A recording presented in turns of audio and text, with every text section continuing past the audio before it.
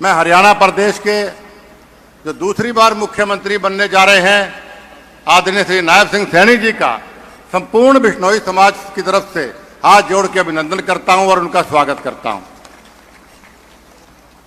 साथियों, 3 साल हमारा गठबंधन रहा और मुझे नायब सिंह सैनी जी के साथ काम करने का मौका मिला। ये राजनीतिक मंच नहीं है, लेकिन एक व्यक्ति को हमारे समाज में आए हैं, उनके महान व्यक्तित्व की अगर हम तारीफ ना करें तो हमारे समाज की ओर से शोभा नहीं देता।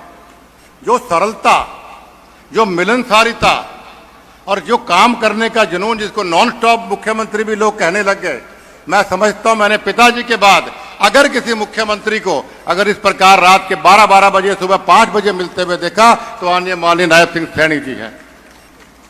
आज ये हमारे बीच में आए हैं, ये हमारे लिए बहुत फख्र और गौरव की बात है।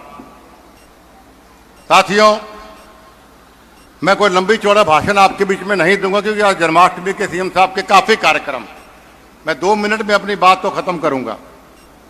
माननीय जगदीश जी ने 3 विशेष मांगे रखी, जो हमारे प्रधान हैं।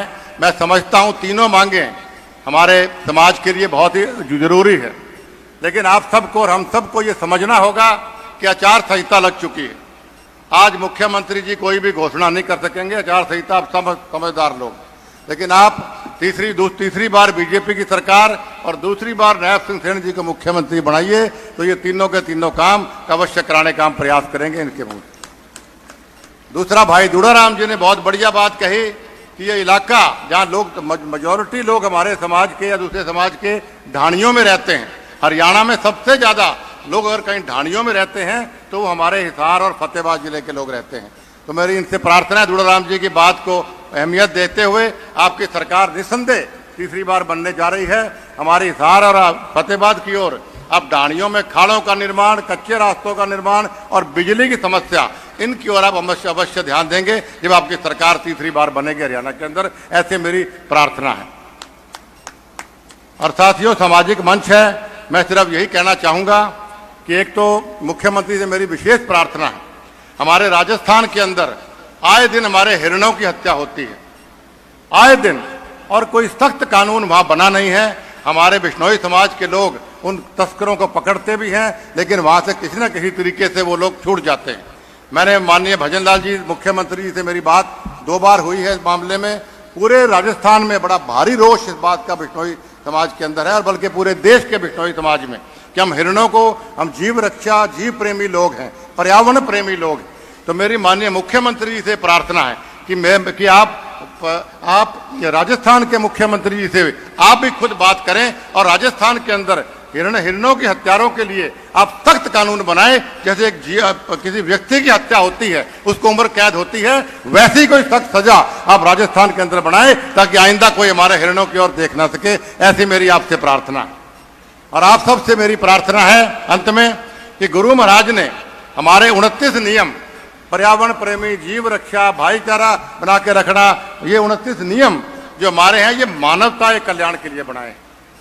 समाज के साथियों को मैं हर बार कहता हूं कि भाई आप इसको समाज तक सीमित मत रखिए, इसको समाज के बाहर भी लोगों को प्रेरित करिए, क्योंकि मानवता के कल्याण की प्राथमिकता हमारी अगर हम 29 नियमों में अगर हर व्यक्ति एक आदमी को भी जोड़ सके तो मैं समझता हूं सच्ची श्रद्धांजलि वो गुरु जम्बेश्वर भगवान के चरणों में आपकी होगी।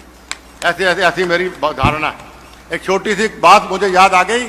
एक बार एक साधु था, उसके 2 शिष्य थे और दोनों शिष्य बहुत काबिल और बहुत प्रभावित थे उनसे। एक बार साधु ने कहा मैं इनकी परीक्षा लेता हूं, तो साधु ने कहा दोनों को कि भाई मैं तीर्थ यात्रा पे जा रहा हूं, साल या 2 साल में वापस आऊंगा। तो दोनों को उन्होंने थोड़ी थोड़ी कड़क दे दी कि भाई तू भी ये कड़क पकड़, तू भी ये कड़क पकड़िए और इसको संभाल, इस कड़क को तुमने इस कड़क को संभाल के रखना है, मैं वापस आके आपसे कड़क लूंगा ये। तो दोनों बड़े प्रसन्न हुए, चलो गुरुजी ने कोई जिम्मेवारी हमें सौंपी। तो गुरुजी चले गए तीर्थ यात्रा पर। वो जब 2 साल के बाद वापस एक शिष्य था, उसने कड़क को एक डिब्बे में रखा और मंदिर में रख के रोज भगवान के साथ साथ कड़क की भी पूजा करता था कि गुरुजी आएंगे तो कड़क ठीक रहे, उनको आके मैं दे दूंगा। दूसरा शिष्य था, उसने कड़क को आसपास के अपने खेत के अंदर बीज दिया और वो कड़क कई गुना हो गई। तो जब संत वापस आए, वापस आके उन्होंने कहा लाओ भाई मेरी कड़क दो, तो पहले शिष्य डब्बा बंद करके कड़क जो मंदिर में रखी थी वो कणक का डब्बा खोल के दिखाया तो कीड़े पड़े हुए थे उसके अंदर, तो बड़ा लज्जित हुआ। दूसरे ने कहा जी आपने मुझे इतनी कणक दी थी, मैंने कम से कम 5 बोरियां आपके लिए मैं लेके आया हूं कणक की। तो वो साधु प्रसन्न हुआ।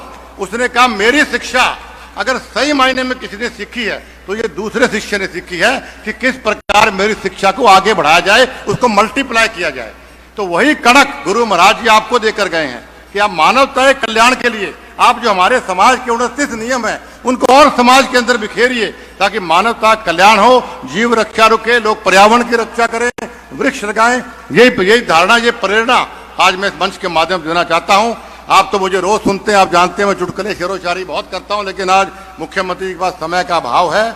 हमें भी एक सही सच्चे अनुयायी गुरु जम्बेश्वर भगवान के होते हुए हमें उनकी सदर की, उनकी समय की कदर करनी चाहिए। एक बार पुनः आप सब हमें आशीर्वाद श्रेय देने आए, मैं आपका आभार व्यक्त करता हूं। भाई दुर्राम जी ने जो बात आपसे कही उस पर आप जरूर गौर करें। समाज में एकता रखें। समाज और राजनीति दोनों एक दूसरे के पूरक हैं। जब तक समाज मजबूत होगा तो राजनेता मजबूत होंगे, राजनेता मजबूत होंगे तो समाज मजबूत होगा। चौधरी भजन लाल जी को आपने ताकत दी, राजनेता बनाया, तो कितने लोग या सारे साथी बैठे हो, कोई ऐसा घर नहीं होगा जिसमें कोई न कोई भला चौधरी भजन लाल जी ने ना किया हो। उनको आपने ताकत दी, समाज एकजुटता थी, वही ताकत आपने अभी तक तो मुझे दे रखी है। आगे भी आपसे प्रार्थना हाथ जोड़ के करूंगा। आने वाले समय में, अभी चुनाव भी आपके बीच में आ रहे हैं, आने वाले समय में वही स्नेह आशीर्वाद जो हमेशा बनाए रखा हुआ बनाए रखेंगे। एक बार पुनः आपका आभार। और माननीय मुख्यमंत्री जी और तमाम नेतागण जो यहाँ पर साथ में आए हैं, उन सब का आपकी ओर से हाथ जोड़ के अभिनंदन।